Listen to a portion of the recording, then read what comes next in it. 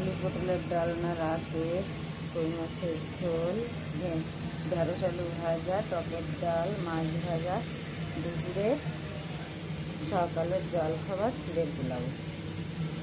বন্ধুরা, আজকে চলে এসেছি আমি অনেক কিছু রান্না করব আমাদের রান্নাঘরে।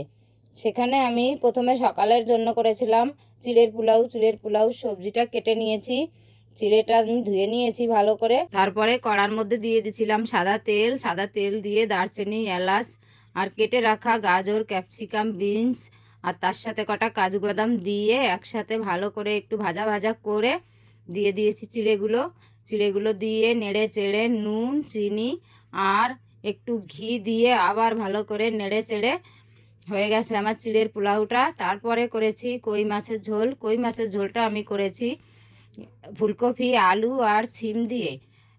আগে কই মাছটা সুন্দর করে ধুয়ে নিয়েছি।